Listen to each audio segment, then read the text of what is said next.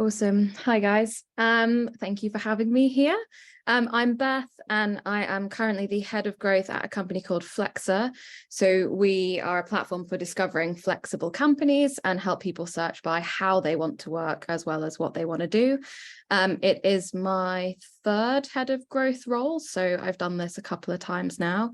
And then I'm also an Ada Ventures angel investor, and a growth coach on a program called Startup Core Strengths. So the reason of that is that I've seen a lot of different types of companies go through a lot of different growth stages. So hopefully this will be useful. I'm not going to use any slides because like Paddy said, I've made a Notion page for you guys as a takeaway instead, which I'll send around once I've finished the talking bit, and then you can have a look at that and ask any questions. So the first thing that I wanted to touch on is growth is a really big topic, and it means lots of different things to different people. Like, the entire point of a startup is to grow. So it can seem a bit odd that that exists as a subsection at all. But I think the important thing for us is understanding that pre-product market fit growth is different to post-product market fit growth. And so what I mean by that is, I'm sure you've read tons of stuff about product market fit already. The best way I've ever heard it described is that before you have product market fit, it feels like you're pushing this massive rock up a hill. Like, every single step is really hard. And if you stop pushing even for a moment, it starts to roll back on you. It's just really, really difficult. And that post product market fit, it feels like you're chasing that same rock down the other side of the hill. It's still really, really hard work, but at that point, you're chasing to try and keep up with the momentum, not scrambling to get the momentum going. So what that means in terms of how that changes the growth of your business is that once you've hit that tipping point and you're chasing that rock down the other side of the hill, you've got a steady stream of people coming into your funnel, coming into using your product, and you can start optimizing different parts of that. But when we're pre-product market fit, what we're really trying to do is learn as much as we can and understand how customers behave, what the funnel should look like, and how we're going to get them to love your product and therefore have enough momentum to tip over the top and get that ball rolling down the other side. So a lot of that is figuring out where you should put your time and effort, where you should put your resources, because none of us have got the time to do all of it. But it's also a massive, massive emphasis on learning as much as you possibly can, as quickly as you can. And that includes being open to running experiments or running growth activations that fail. When I'm planning experiments, particularly, well, actually at all stages, but particularly pre-product market fit, I always like to think about it as, for an experiment to be worth running, we have to be confident that we will learn something if it fails, as well as if it succeeds. Otherwise, there's no point doing it, because the emphasis is just really on learning. So it was really good to see that you guys have already done a session on customer interviews and speaking to your customers, because so much of the work that I do in a growth role is taking the insights that we've got from customers and figuring out how to test and validate them and figure out how to build growth loops and growth funnels off the back of that. So there's a couple of things that you want to establish as a baseline when you're building out a growth process. And the first one is to figure out what metrics are important to you. Do not get yourself too bogged down in tracking every single different metric of your business, because the reality is that there'll only be a few things that are really going to move the needle. You might have already heard about the concept of a North Star metric, or of like your one metric that matters. But the key thing from a growth perspective is that metric, your North Star metric, should not be revenue.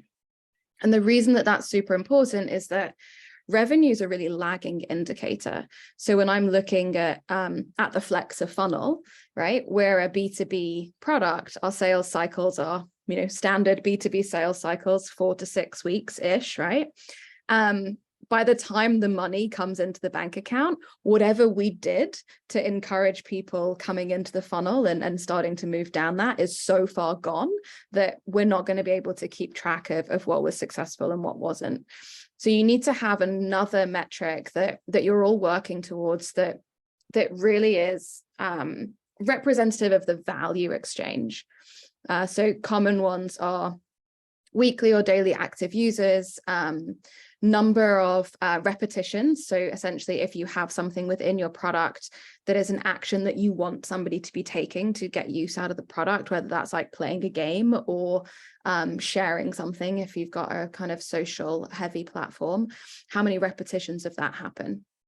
So you have your North Star metric, which sits right at the top, which is what all of your growth activities should ladder up to.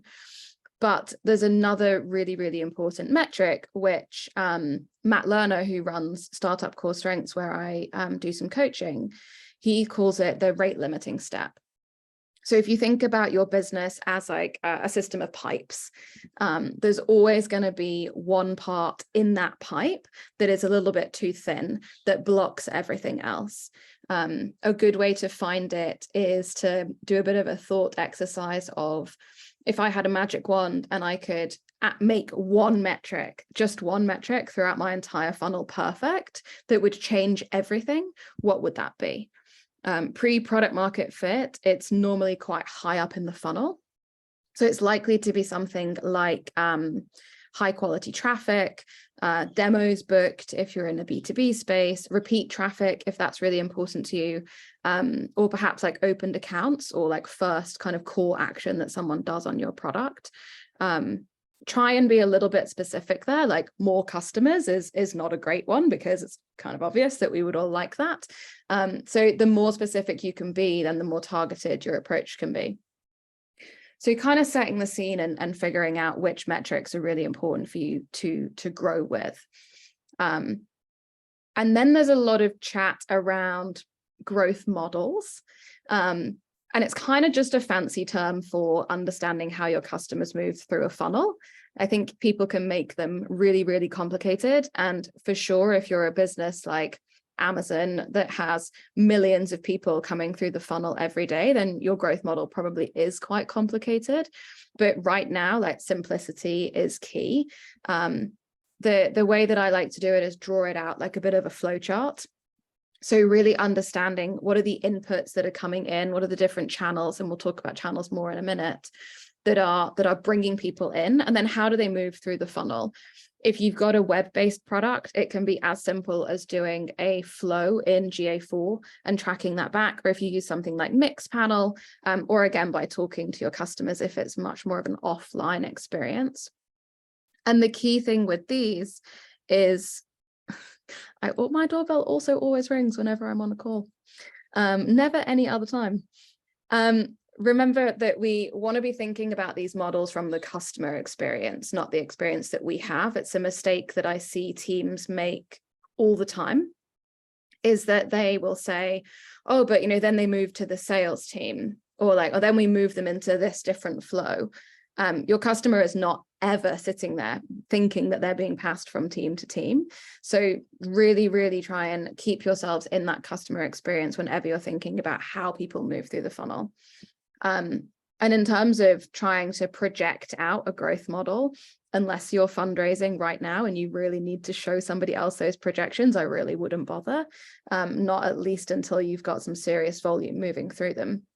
The purpose of a growth model at this stage is really to understand, what do we know about how we acquire, retain, and monetize customers, and what do we not know? So you want to be really looking for gaps of, that clearly doesn't make sense, or we actually have no idea what goes on between somebody following us on social media and ending up logged in on their account. We're completely blind there. That really shows me that there's something that we can learn there, and the more you know about it, the more you can control it. So then I think the kind of most interesting part of this is understanding how different businesses could use different growth levers or growth channels. You can use those terms fairly interchangeably. And until you've got the general rule of thumb is 1,000 users if you're direct to consumer. And like, I like to go with 50, but you can do first 10 users if you're a B2B product. The reason why channels is tricky is because there's actually not that many options. And it's pretty clear once you've seen enough businesses go through the loop that some options are really obvious choices for the different types of business. And I've written all this all out for you, so you don't have to completely memorize this. I will give you the piece of paper as well. But an example of that is like if you're a direct-to-consumer recipe sharing app, you're not going to be using an outbound sales funnel to get customers. It's just not going to make any sense. But if you are a really complex B2B product that requires behavior change and a lot of investment and multiple stakeholders, you're probably not going to be using paid marketing. And we have to always remember that we're not at a stage where we've got a team of 12 in marketing, a team of 12 in sales, right? We're probably very lean teams. So we have to pick 1 or 2 at most channels that we want to focus on and experiment. But there is a pretty good method to do that. So you kind of have 5 channels. So those channels are performance marketing, so any sort of paid marketing, digital paid, viral growth, content, which includes SEO, sales and outbound, and then partnerships. Sales and outbound and partnerships, very B2B focused. The rest of them can be a mix of each. So if I was going to pick performance marketing as my channel, I would need to be confident that the way that my business works is that it directly brings in revenue. So there's a like really fast payback period, not a long sales cycle. So that's kind of consumer products that you can maybe put into an impulse purchase kind of category. And if I'm going to pick performance marketing as a channel, I need to be able to make really good creatives, and I need to know how to manage ad platforms, manage spend, and work with data really well. So with every channel, to use that one as an example, you've got the channel itself, the business case that it's going to be relevant for, and then you're going to have the muscle or the skill set that you need to be able to be confident in building internally as a team, or that you already have in your team. You should prioritize the business model fit first, because you can always hire someone or bring in or learn how to do something. But you definitely don't want to be doing some channels with no knowledge of how they work at all, because it's going to slow you down too much. So viral growth is the second channel. And I think a lot of people want like viral growth to be their channel because it feels like it's one of the best ones, right? You put a little bit of energy in and then it starts to sell itself. But really, it only works if you have an inherently social product. So there needs to be a reason for people to be sharing your product, either ideally in the way that they use it. So Instagram's a classic example of this, or Monzo, like if you're going to pay people on a Monzo and send them a Monzo link, there is something inherently social in the use of that product, which makes it ripe for a viral growth channel. And the way that you control that channel is very, very product based. So if you haven't got anyone technical in your team, it can be a really hard channel to get to work because it requires a lot of UX skills, a lot of product skills, a lot of thinking about user behavior at a product level. The third one we've got is content, which includes SEO. It's a good fit for your business if you have a lot of general interest in your product space. So things like if you were selling a fitness product, or on the B2B side, if you had a marketing toolkit, people are already out there looking for these kind of products, looking for these kind of questions in the space. So you can very easily plug into that. One of the things that's a real red flag for me is when people too high up in the funnel start talking about like creating demand or educating the market, it's really, really hard to do that, especially top of funnel. So when you're looking for an acquisition channel, it's really helpful to think about what the existing customer behavior is there, and can you plug into that? This is really particularly important for content. And then the skills off the back of that, some of them are really obvious: content strategy, copywriting, potentially like video production, depending on your product and how your audience interacts with you. But the most important one in content is a really good understanding of how distribution works. That's something that people really get wrong, is they assume that it's that kind of, if we build it, they will come mentality of, well, I wrote this great piece of content, so let's open the floodgates and watch people come sign up. But that never happens. You have to get really good at distributing your content. I'd say that content strategies that I run, 70% of the time and work goes into distributing content, not creating it. It's actually a very small percentage of content creation. And you can see this in like the uptake of like really podcasts that are really, really popular now. If you look at their people share these sometimes. Harry Stebbings has shared his a few times, the 20 VC guy, where it's flat for ages and ages and ages. No one's listening to it. And then you start focusing on distribution, and you've got a bit more of that backlog behind you of sort of persistent content creation, and it suddenly starts to tick up. That's one of the issues of content as a channel, is it can take a bit longer to ramp up. But that said, there are so many ways through distribution that you can make it go quicker. The final two, so you've got sales, which includes outbounding. This only really works if you've got a very expensive product, because you've got to be able to have the payback from the product for it to be worth you hiring people to go out and outbound. Outbounding is, you might get 2 in 10 people to come back, and that your product is quite complex. It's going to require an intervention of a sales team. There'd be no point having an outbound channel without having a sales team to pick that up. So if you're picking this as a space, then you need to be really good at demand generation. So really understanding how to use one of the other channels to be able to create demand, usually content, especially if you're in B2B, and having really strong salespeople, rev ops. It's a real kind of team play. Then the final one is partnerships. And the way that I like to test if partnerships is a good fit for you is whether you can build a stack with other businesses or other tools. So again, B2B is very strong for this, but there are some D2C examples where, so something like a travel company could partnership with an insurance company, these kind of things, where it's a very obvious stacked connection, where you either have a relationship with somebody who, with a product that would be bought before you or be bought after you.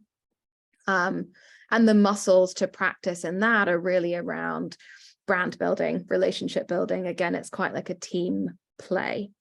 And there's a question here around, is there a good link for content creation with partnerships and networks? Absolutely. And so this is what I'm saying about picking no more than 2 of these channels. You really, really don't need to make all of these work. And in fact, if you look at some of the most successful businesses of the past 10 years, they've only picked 2. They're not taking this kind of spray and pray approach, but they are picking 2 that complement each other. So for example, you might pick content and partnerships is a really good one. So you've got a lot of guest posting that helps you with your SEO, because you've got your posts going out on another channel. And this is very much pre-product market fit. Post-product market fit, you can start adding in more channels. So we do more than 2 at Flexa, but that's because we have a much bigger team now. We have the capacity to be able to do that. Absolutely was not the case in the beginning. Performance marketing and content pairs really well in a B2B setting, because you can really link the 2 of those together. Performance marketing and content pairs less well direct to consumer, unless it's a very, very complicated product. So there are always these kind of bits that you need to tease out. And it's really hard for me to give specific advice on this, but if you want to chat to me about it and run through your thoughts afterwards, it's absolutely fine. But the purpose is focus and really think about whether this fits the way that your customers are already behaving. So outbound sales, another question in the chat. Outbound sales pairs really well with content, because it can be quite daunting to throw, hey, do you want to have a call with me? Do you want to have a demo call at somebody straight away? But inviting them to kind of download a piece of content or share a piece of content can be a really good way to open up that relationship. That's quite a common pairing that I see. Top 3 go-to platforms to assist with distribution. Massively depends whether you're D2C or B2B. That might be one if you want to ping me a message afterwards and I can have a look at your product and maybe suggest a few things. B2B, again, depends on the industry. Grab me afterwards and I can have a look properly. And Tim saying, should you test early and eliminate the channels that have the least chance of succeeding? So I actually wouldn't suggest testing every single channel. I think that you have enough information based on your business model and the interviews you've done with customers, and knowing that to eliminate some of them straight away. There's a real balance with growth work that is leaning on everything else that other people have already figured out. This is actually one of the things that I've got in my next section, which is around what doesn't work, pre-product market fit. And one of that is like testing stuff for the sake of testing stuff. So until you are at a level of best practice and you've absorbed everything that everybody else has learned before you in similar industries and similar roles, don't test it. Like I looked at some Google ads the other day for somebody and they weren't very well formatted, and like the copy was hanging off the edge of the page and they didn't have images. Like there was a lot of best practice stuff that they could get to, and they were asking whether they should start experimenting their way to that. And the answer is no, right? We know that it's not good enough. So let's get it to best practice and then start experimenting and testing. It's the same with channels. It should feel quite obvious which channels will work for you. And if it doesn't, then there's a couple of things that are happening there. Either you don't understand your customers well enough, in which case you need to go back and talk to them a bit more and understand how they buy products and where they're getting at. Or you don't understand your business model well enough, both which are completely normal things, pre-product market fit. In fact, I'd be amazed if anybody was like nailed both of those, but it just means that you need to think a little bit more about how those things interact before you would take time and invest in any specific channel. I've just got one little section left, which is around stuff that I would warn against that doesn't work, and then I'll come back to the questions at the end. So things that you should avoid from a growth perspective. The first one is automating too much too quickly. It's really tempting when you're a small team to set up a bunch of automations and really make sure that you're like catching everybody in an automated sequence. But actually, the more that you automate, the further away from your customers you get. And at this stage, we want to be so close to every single customer that comes on board until it is actually overwhelming to be able to keep up with them. That's a really good sign that you can start automating. Until then, you're going to learn so much more from staying close to them. And the other risk of automation at this stage is that automation tends to lean you towards growth experiments or marketing activities that are really small improvements that might take you from a 5 out of 10 to a 6 out of 10. Like we don't really have time for that, and it's not going to move the needle enough at this stage. If you are a growth team at Facebook that works on optimizing the like button, absolutely. Like a 0.5% improvement there is going to make a big difference to your numbers because you're at such scale. For us at this stage, we only really want to be doing like experiments that you think are going to have an 8 out of 10 impact or more. Like anything under that is really not worth doing. And automating really leads you down that role of small improvements. The testing stuff for the sake of it, I've already covered on. If you're not yet at best practice, don't worry about it. The third one is trying to scale before learning. So it ties in a little bit to the automation, but you really have to get yourself to a critical mass of testing and understanding before you can start scaling your channels. Some of these are really hard to do this with. So content and SEO are a really slow burn. So I do sometimes recommend that if you're trying to do message testing or proposition testing, I've got a link to a really good article that was by Matt Lerner in here about language market fit, which is really worth reading.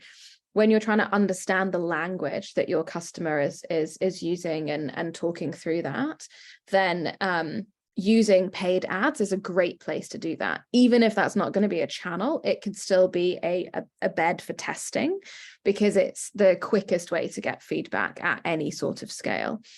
But there's no point us testing growth experiments on a landing page, for example, when we're only getting 50 people a week on the landing page. You need a kind of critical mass to test later down the funnel.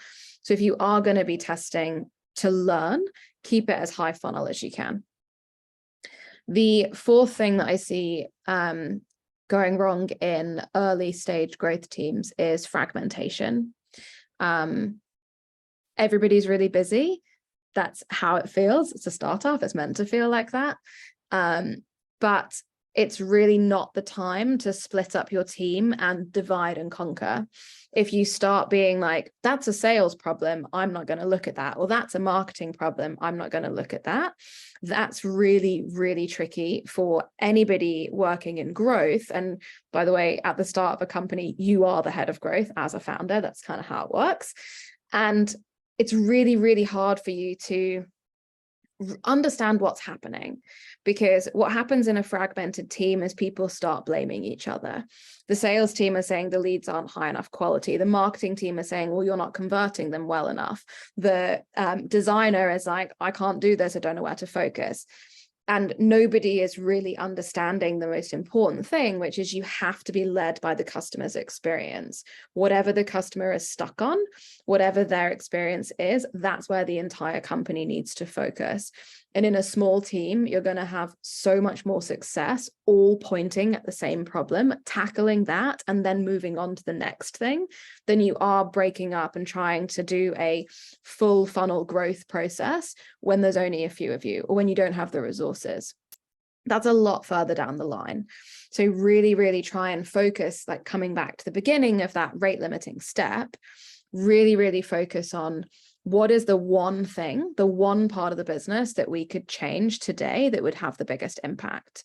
So really, really keep focused on that. And your rate limiting step changes once you solve it, right? If your rate limiting step today is that you've not got enough website traffic, go and all focus on that. Figure out the channel, figure out the messaging, figure out the design. And then when you've got loads of traffic and you're going, oh, well, actually now the problem is they're not converting. Amazing. Go and look at the website, go and look at the UX, look at what you're giving them as a conversion tool. And then the final thing that I see commonly going wrong is running too many tests at once. So you do need to have speed, but so when we're talking about a growth experiment, we're basically coming up with a hypothesis of we believe that more people would convert if they were able to self-test in a demo as opposed to having to book a demo, right? We believe that that is true as a team. Someone puts themselves on the line and goes, I think that this is a thing. Then you go, okay, what is the quickest, easiest, cheapest way that we can test that? Some of my favorite types of experiments are what you call like false door buttons. So in that case, you would literally stick a button on the website that does nothing. It doesn't go anywhere. It's just a button that you can track clicks on that says self demo, or something better than that, but that is basically asking people if they want to do a demo themselves without having to book a call. And you see how many people click it. If enough people click it, that gives you proof that there was intent to want to take that action. You've confirmed that that work is worth doing before you go and do the work. So it's a really important part of iterating yourself using learnings towards better growth decisions. But if you're running too many tests at once, particularly if they're stacked, then you don't actually know what you're learning. So a really common one of this is people will message test and channel test at the same time.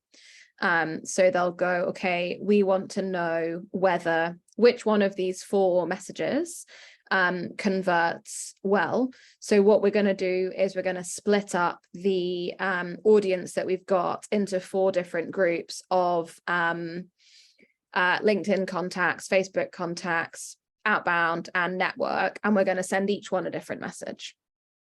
You're both testing what message is good and who the channel that you're trying to reach these people on, or people will break it down by job role. So you're actually testing 2 things at once, and you're never going to be able to get a decent answer from that. And it's a really, really easy mistake to make, especially if you've got multiple people in the team running experiments at once. So you have to make sure that you're testing what you think you're testing. And the best way to do that is to take your experiment, take your test, and write out predictions. So I believe that if this is a success, we will see conversion rates increase by X%. We will see the number of qualified leads increase by Y. Think about the different things that experiment is going to impact and use that to just sense check. Am I running anything against that's going to clash? Here. So that's everything I had to talk through. I can see there are some more questions. Let me just stick this document in the chat so you've got that to have a look through whenever you like. And I will have a look through some of these questions. Where did we get to?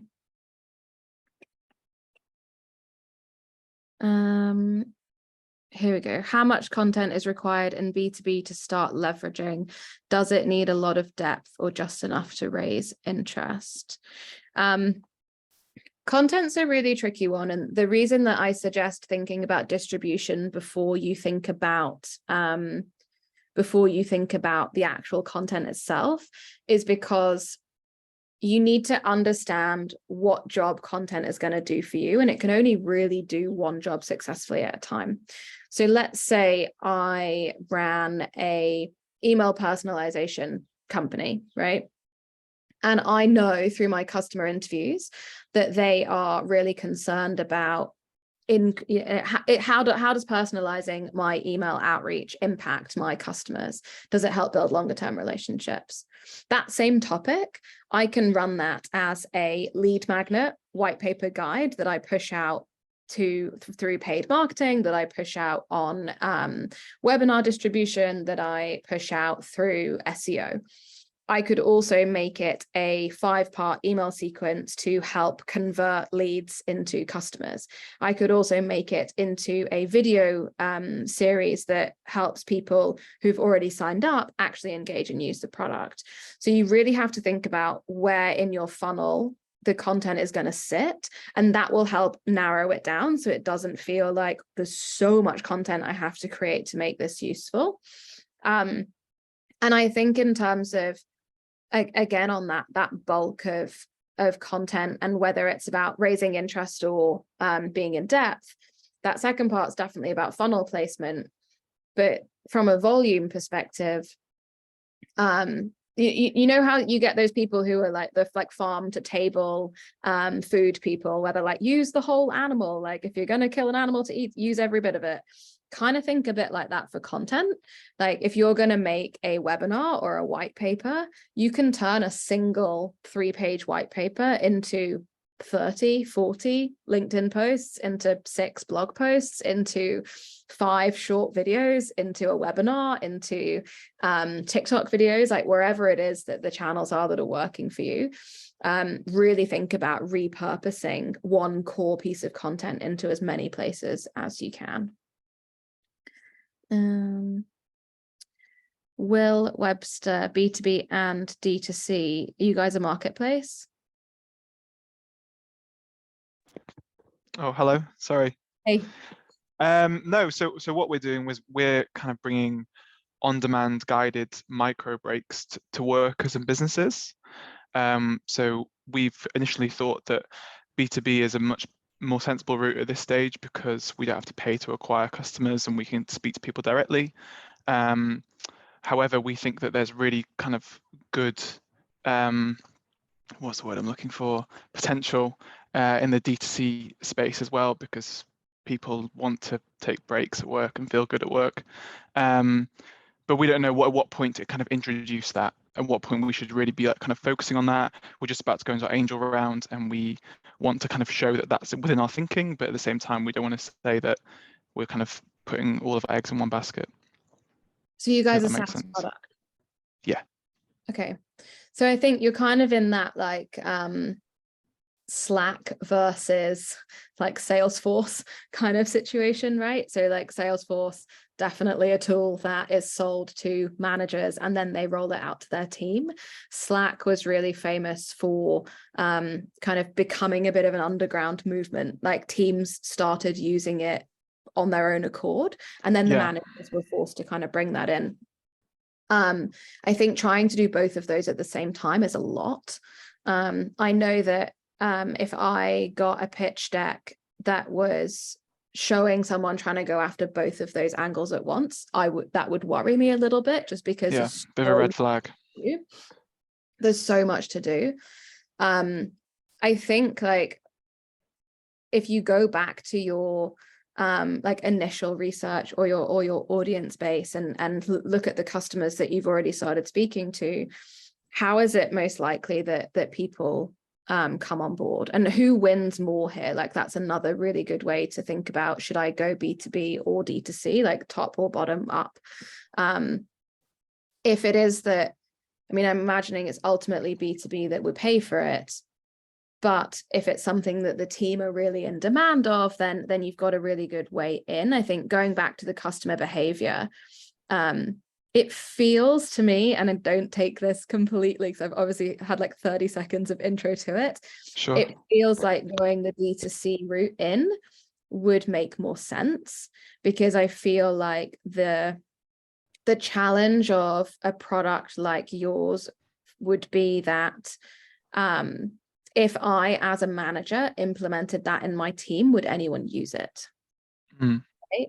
Whereas if you go D2C first, you're proving a use case and you're proving a want, and both from a customer perspective of me considering whether I want to buy it or not, but also from an investing perspective of, do I think that this product has potential? Like the thing that will damage you guys the most will be lack of engagement from the D2C audience. So going in that way around feels sensible to me, but don't completely take me on that. No, that is incredibly helpful. Thank you. Cool. Next one, Leone. Sorry if I'm mispronouncing that. We are B2B. Leone is fine. Hello. Were you driving a minute ago?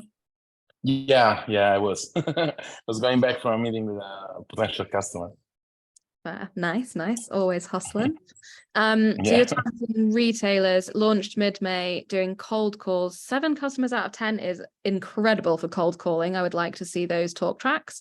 Numbers are too low to add a second salesman other than the founder.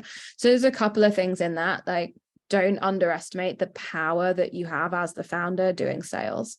Like if you did bring in a second salesman, like absolutely expect those conversion rates to drop. I think that is always something, it happens to every company at all stages. Like there's just a power behind that, and like leverage that when you need to, for sure.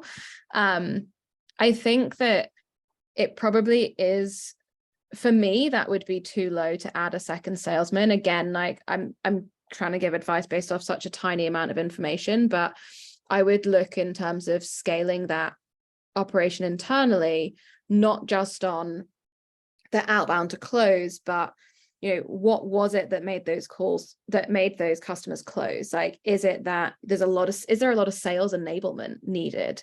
Maybe it's not another salesperson, but it's investing into content or investing into nurture sequences or events. Like, and if we go back to that rate limiting step question, it doesn't feel to me, if you're closing 70% of outbound calls, that's where the rate limiting step is.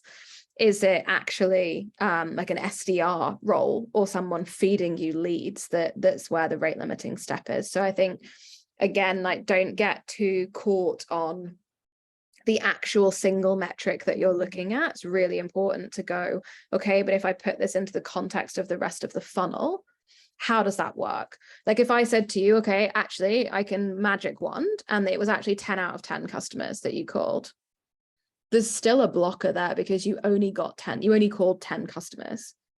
Yeah. Would it be better actually for me to say, I can give you 1,000 leads, that's my magic wand, and if you believe that you can, okay, let's say there's a bit of drop off, you can still convert 60% of those. That's way more powerful from a growth perspective than it is bringing in someone else to do those calls. That's what I would be looking at, very much like lead generation. Okay, thank you. Yeah, thank you. Awesome. We've got a question. Yeah, I was going to say, Ajit, do you want to ask your question as well? Hi, Beth. Very engaging session and content so far. Thank you very much for that. So I'm building white label personal finance tools for retail banks for them to distribute to their end customers. So the nature of this business is that there are multiple stakeholders and the sales cycles will be longer.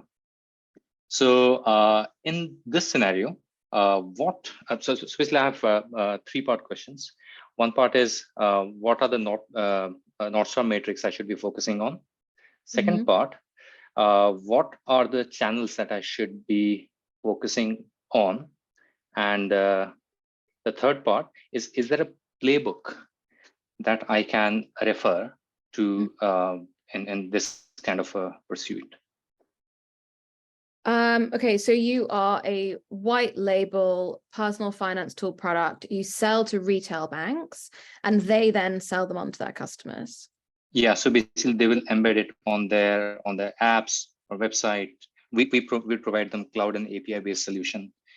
So we initially developed it with a B2C focus. So we tested it out on end customers, validated, and created some really smart solution. So now we are trying to take it to traditional consumer financial service providers who are really lagging in terms of personalizing their offering and engaging users. And they are actually doing something about it. Like they are scouting startups, and they have started partnering with fintechs.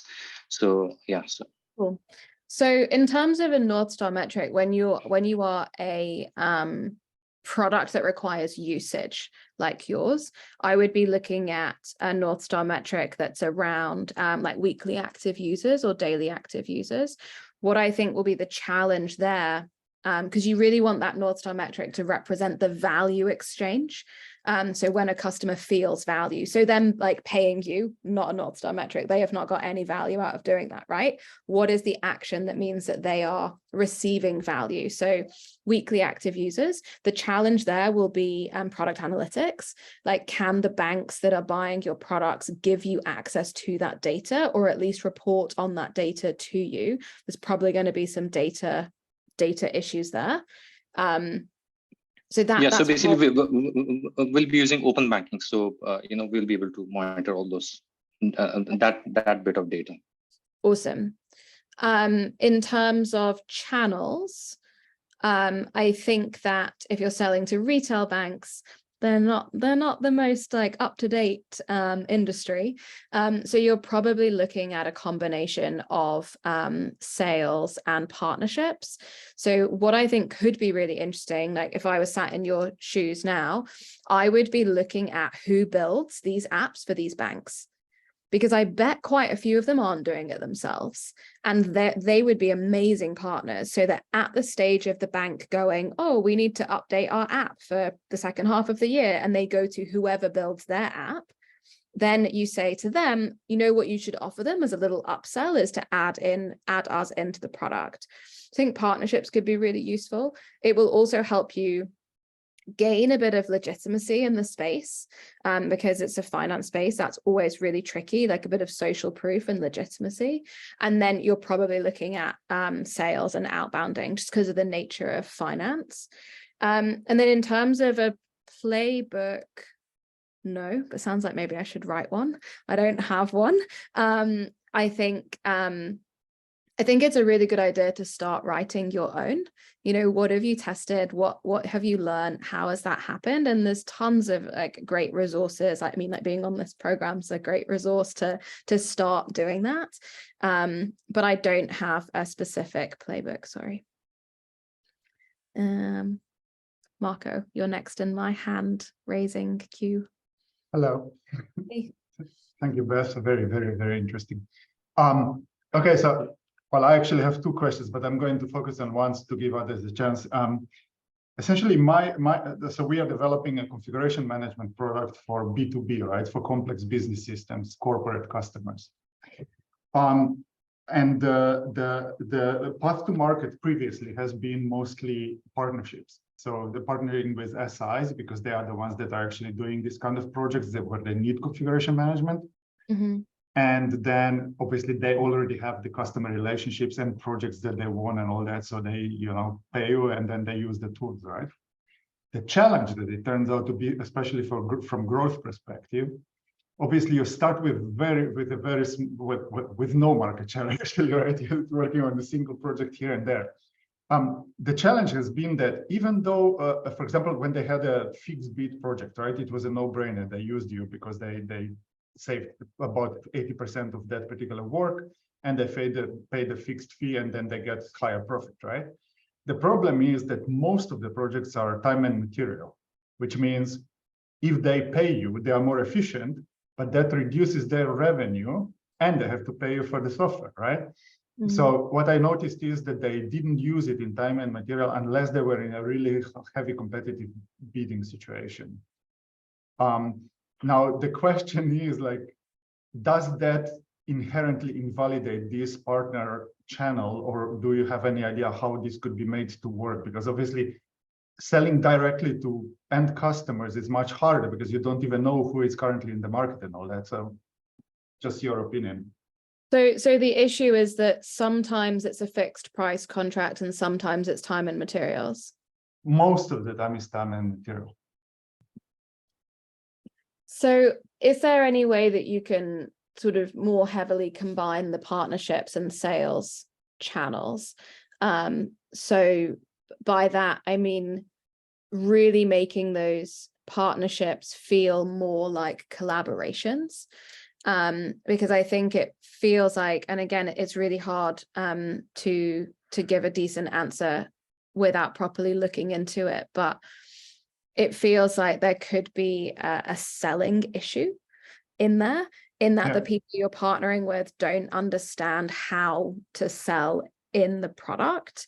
So is there something around letting having a sales enablement person or a sales engineer of sorts that can join those calls with partnership teams when they're selling it the second time? I think the biggest challenge is not that they are very good at selling, so they get the projects. The problem is in motivations, because if they go with you, they are decreasing their profit margin because they are both more efficient and they have to pay for it.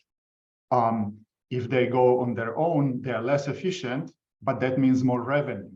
So unless they are, they have too many projects, it is in their business interest to be less efficient. So there would have to be some sort of structuring that is more strategic. They also, by the way, they also don't let you see or talk to the customer in early stages. You don't even know who it is. Of course. So they like include you like as a, as an option. That makes sense. Yeah. So I don't know if you have any idea about how to overcome, or is it just inherently faulty, this model? Well, essentially, it's not a growth issue; it's a product issue, right? They're not sold on the VAT, and again, please take this as me seeing it for Yeah, a sure. time.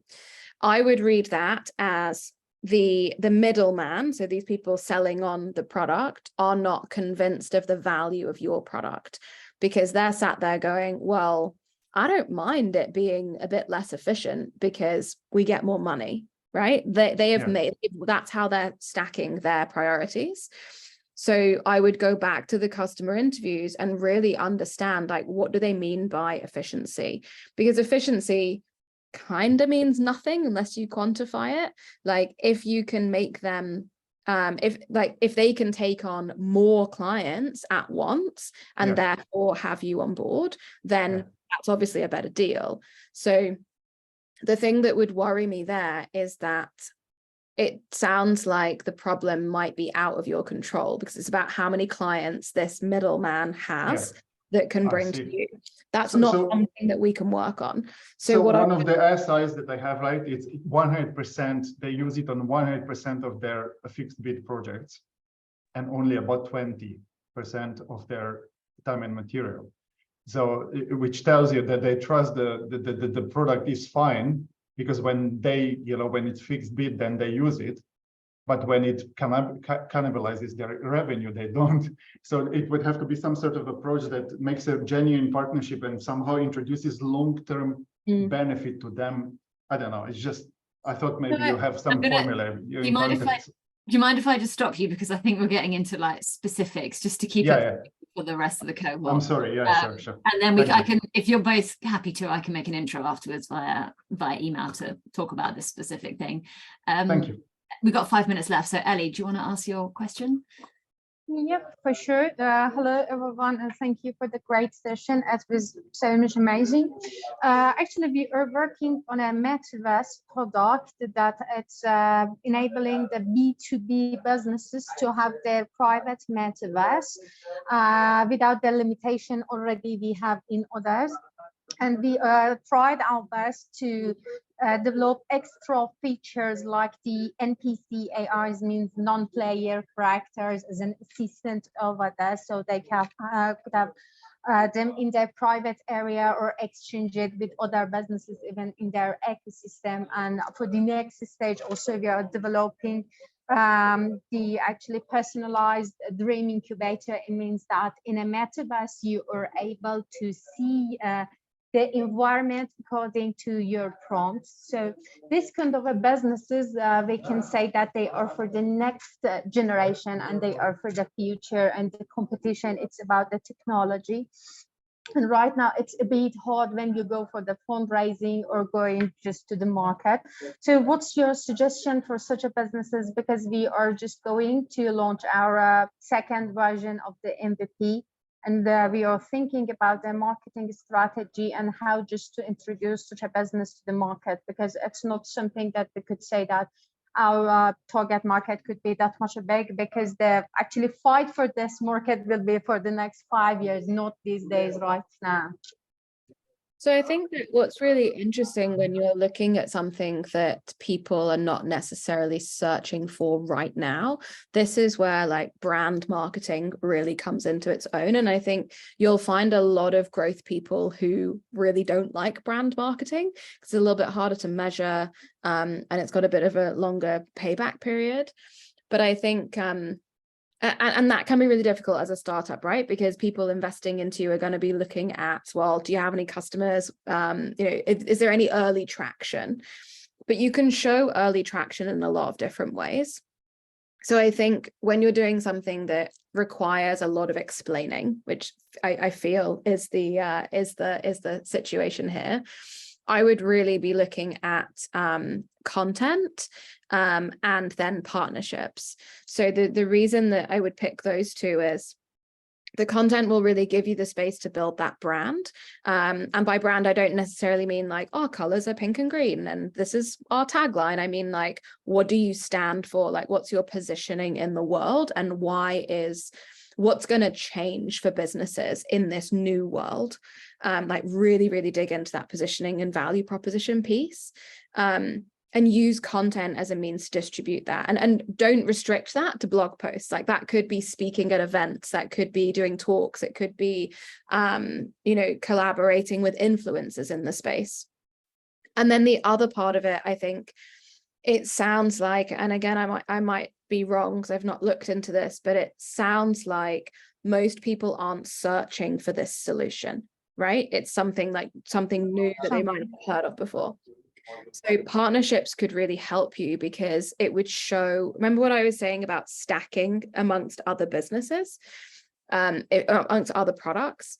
If you could find where do you sit in a business's stack, what other products might they be using to solve similar problems or to do similar jobs as what you're providing, then that would give you a lot of opportunities to think, well, if we partnered with them, then we already know that that the companies that are X companies' customers are really investing in technology, and they're really investing in the future of distribution, or whatever it is that your like key points are. And that will provide you with a really interesting opening into people who are not necessarily looking for your product, but they're looking to solve the problem that you're also trying to solve.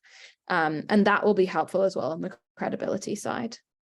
I saw a few things coming into I was just going to summarize, because I'm pretty sure that most of the questions are either what two channels should I choose for my specific business, and everyone's going to ask you that directly after this call, and then how do I get in touch with Beth so that I can ask her a question, which I feel like is probably going to be the first question. So is there a way to easily figure out what two channels you should choose as one of the founders on this call? And I guess a question from me that's linked to that is, you said some of the things are like, if you choose this one, you have to be really good at X. So could you reverse engineer it and be like, I am really good at this thing, so that's why I picked this channel, rather than it being like that channel's the best and now I need to get good at like branding and design and all that kind of thing? Yes, you can, as long as it makes sense. Like if I'm selling to, oh, you know, the world is weird now, but like, so if I'm a medical tech company selling into NHS trusts, but I'm really good at TikTok, that's probably not going to help me, right? Like if it's like that far apart, it's probably not that helpful, although there's all sorts of communities on TikTok now. But if you're like, you know what, performance marketing could work for us, but so could content.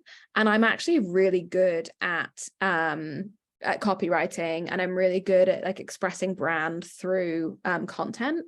Definitely pick the one you're already good at.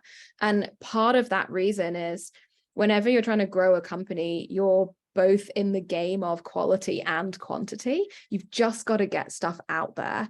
It's amazing that so many times I'm coaching or I'm speaking to an early stage company that has come to me for to pitch to be invested in, and they're like, so we're having a bit of stagnation, and I'm like, oh, okay, cool. So what activities have you got running now this week?